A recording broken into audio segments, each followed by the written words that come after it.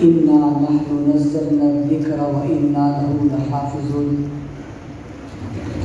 قال النبي صلى الله عليه وسلم إن الله يرفع بهذا الكتاب أقواما ويضع به آخرين. صدق الله العظيم. کیوں نہ ہو ممتاز اسلام دنیا بھر کے دینوں میں، کیوں نہ ہو ممتاز اسلام دنیا بھر کے دینوں میں، وہاں مذہب کتابوں میں، یہاں قرآن سینوں میں. میرے لیے بڑی خوشی اور مسرت کا موقع ہے، اور میں شکریہ ادا کرتا ہوں حضرت عثمانی صاحب کا، جنہوں نے مجھے یہاں مدعو کیا اور موقع دیا. میں نے ان قرہ حضرات کی زیارت کی اور قاری صاحب کا بہت خوبصورت قرآن اس لہجے اور انداز میں انہیں پڑھا، سننے کا موقع ملا. اللہ تعالیٰ ان حضرات کی زندگیوں میں، علم میں، عمر میں برکت عطا فرمائے. میں چونکہ مختصر سے وقت کے لیے حاضری ہوئی ہے، میں تو چاہتا تھا یہاں بیٹھ کے صرف ان حضرات کی تلاوت ہی سنی جاتی. عثمانی صاحب کا حکم تھا، صرف 2-4 باتیں عرض کر کے اجازت چاہوں گا. حاضری لگانے کی غرض سے آپ کتنے خوش ہو رہے تھے اور کتنے مسرور ہو رہے تھے جب قاری صاحب قرآن پڑھ رہے تھے اور آپ سبحان اللہ کہہ رہے تھے. کہ سبحان اللہ ویسے تو نہیں کہی، اس کا مطلب ہے کہ آپ کو مزہ آ رہا تھا نا بھائی. اور جب وہ لمبی سانس لیتے اور لہر میں آتے اور خوبصورت تلفظ کے ساتھ پڑھتے تو کیا ہی بات ہے، ہر بندہ ہی جھوم جاتا تھا. اسی تصور کی دنیا میں ذرا مدینے چلے جائیے، مکہ مکرمہ چلے جائیے، غار حرا سے رسول خدا صلی اللہ علیہ وسلم قرآن پاک لے کر آئے اور مکہ مکرمہ میں بیت اللہ میں پہنچے اور آپ نے کلام پاک پڑھا. جبرائیل قرآن پاک لا کر حضور کو دیتے تھے، حضور کو قرآن پاک پڑھتے تھے.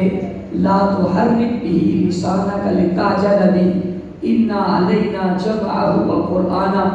اللہ کہتا تھا قرآن رک رک کے آہستہ آہستہ پڑھو، ورتل القرآن ترتیلا، اسے خوبصورتی کے ساتھ پڑھو.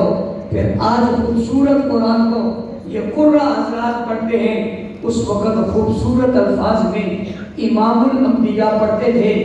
آج قاری صاحبان قرآن پڑھتے، آپ جھوم اٹھتے. آپ جب یہاں سے جائیں گے لوگ پوچھیں گے کہاں سے آئے تھے، آپ جواب میں کہیں گے ہم نے قرآن سنا. تمہیں کیا پتا، ہم نے مصر کے قاریوں سے قرآن سنا، یمن کے قاریوں سے قرآن سنا، مکہ کے قاریوں سے قرآن سنا، مدینہ کے قاریوں سے قرآن سنا، پاکستان کے قاریوں سے قرآن سنا. اب تمہیں موبائل میں بتاتے ہم نے کیسا قرآن سنا، ہم نے کیسا کلام سنا. آپ اسے قرآن میں تلاوت سنیں گے اور وہ تلاوت سن کر کہے گا یار کمال ہے، کتنا خوبصورت قرآن پڑھا ہے. تو وہ کہے گا تو بڑا قابل رشک ہے، تو بڑا قابل فخر ہے جس نے ان قرآ کو سامنے بیٹھ کر قرآن سنا ہے.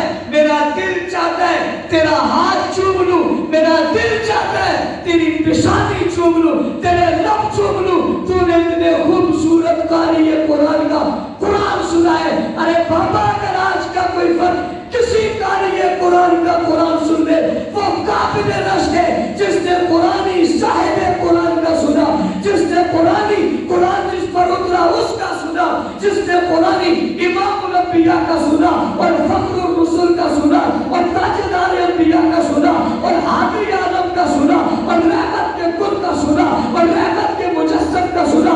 ارے بابا ساقی کوثر کا سنا، شافع محشر کا سنا، چودھری جہاں محبوب خدا محمد مصطفیٰ احمد مصطفیٰ صلی اللہ علیہ وسلم کا قرآن سنا. تجھے مزہ آیا، اس سننے والے کو کتنا مزہ آیا. وہ جو سننے والے جس نے قرآن سنا وہ کتنا مقدس تھا، لیکن تجھے وہ کیوں نہ بتاؤ. بعض نے تو قرآن سنا، مجموع میں ایک وہ تھا جس نے صاحب قرآن کو کندھوں پہ بٹھا لیا اور بٹھا کر پہاڑ پر چڑھنے لگ گیا.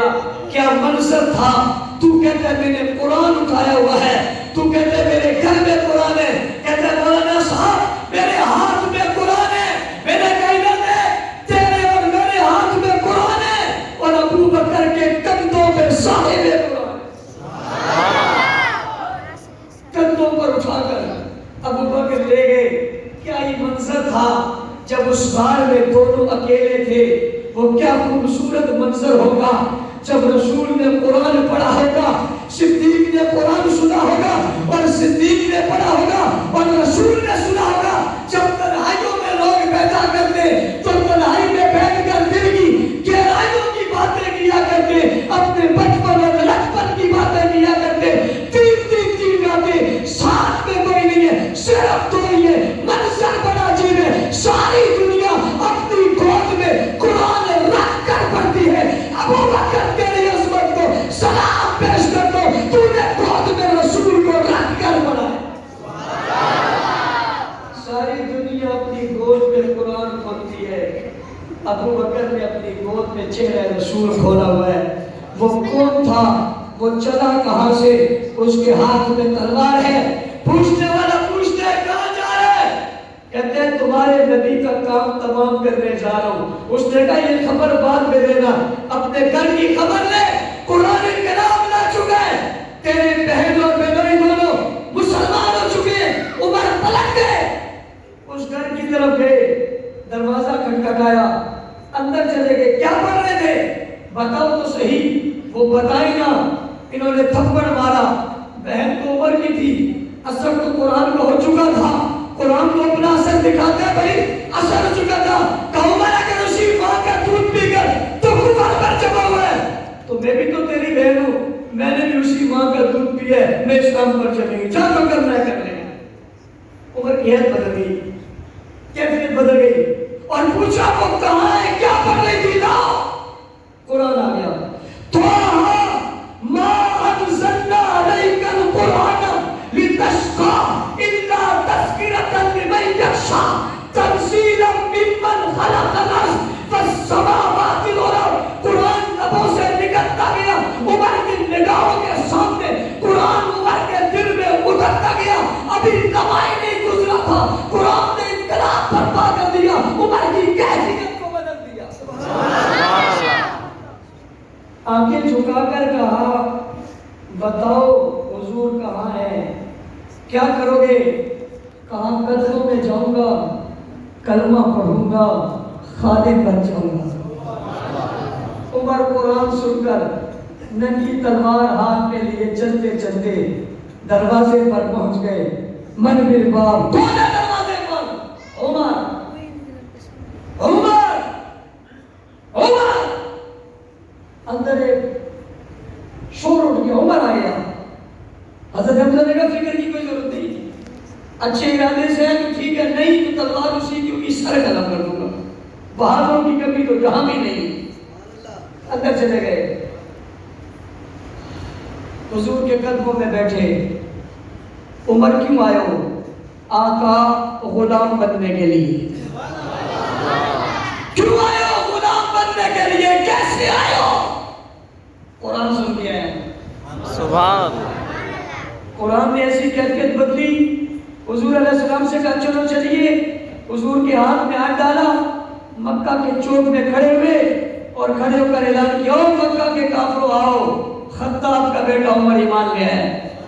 سبحان اللہ. جس میں ہمت ہے راستہ روک کر دکھائے, آئے کوئی سامنے.